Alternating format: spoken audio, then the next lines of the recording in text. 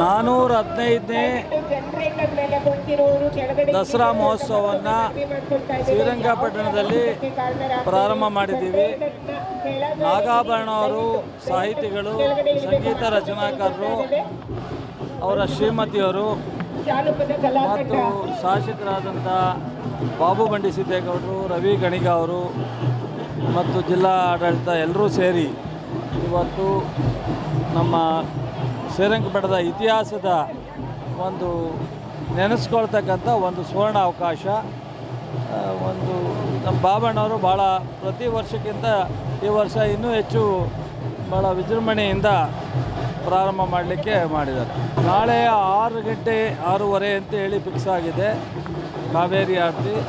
ಈಗ ನಿಮಗೆಲ್ಲರಿಗೂ ಗೊತ್ತಿದೆ,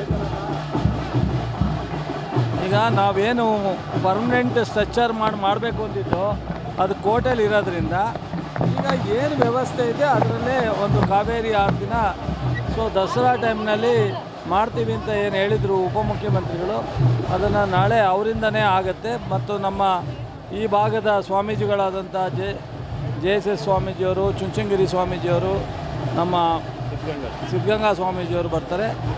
JSS ಸ್ವಾಮೀಜಿಯವರು ಅಮೇರಿಕಾದಲ್ಲಿರೋದ್ರಿಂದ ಮಧ್ಯೆ ಒಂದು ದಿವಸ ಬಂದು ಹೋಗ್ತೀನಿ ಅಂದವ್ರೆ, ನಾಡಿದ್ದು ಬರ್ತಾಯಿದ್ದಾರೆ ಅವರು.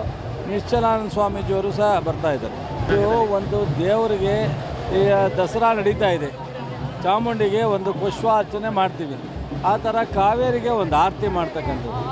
ಅವರು ಕಾವೇರಮ್ಮನೇ ಅವರಿಗೆ ಸಮಾಧಾನ ಹೇಳಲಿ ಅಂತ ಕೇಳ್ಕೊತೀವಿ. ಕಾನೂನು ಇದೆ, ಕಾನೂನು ಇಲಾಖೆಯಲ್ಲಿ ನಡೀತಾ ಇದೆ. ಕೋರ್ಟಲ್ಲಿ ಏನು ತೀರ್ಮಾನ ಕೊಡ್ತಾರೆ ಅವರು ಭದ್ರಾಗಿರಬೇಕು, ನಾವು ಭದ್ರಾಗಿರಬೇಕು. ಇದು ಮಾಡ್ತಕ್ಕಂಥದ್ದು ಇರೋ ವ್ಯವಸ್ಥೆಯಲ್ಲಿ ಆರತಿ ಮಾಡ್ತಕ್ಕಂಥದ್ದು. ಅಂದರೆ ಇದಕ್ಕೆ ಚಾಮುಂಡೇಶ್ವರಿಗೆ ಹಾರ ಹಾಕಬೇಡಿ, ಚಾಮುಂಡೇಶ್ವರಿಗೆ ಹೂವು ಹಾಕಬೇಡಿ ಅಂದರೆ ಅರ್ಥ ಏನಿದೆ. ಹಾಗೆ ಕಾವೇರಿಗೆ ಅಲ್ಲಿ ಗಂಗೆಗೆ ಆರತಿ ಮಾಡ್ತೀವಿ, ಇಲ್ಲಿ ಕಾವೇರಿಗೆ ಆರತಿ ಮಾಡ್ತೀವಿ. ಸ್ಟ್ರಕ್ಚರ್ ಏನು ಮಾಡಲ್ವಲ್ಲ, ನಾಳೆ ಸ್ಟ್ರಕ್ಚರ್ನ ತೆಗಿಯೋದು ಹಾಕೋದು ಸ್ಟ್ರಕ್ಚರ್ನ ಯಾವುದೂ ಮಾಡಲ್ಲ. ಒಂದೇ ಇರೋ ವ್ಯವಸ್ಥೆನಲ್ಲಿ ಆರತಿ ಮಾಡ್ತೀವಿ. ಅದು ಅಲ್ಲಿ ಕೋರ್ಟಲ್ಲಿ ಏನು ಡಿಸೈಡ್ ಆಗುತ್ತೆ ಅದ್ರ ಮೇಲೆ.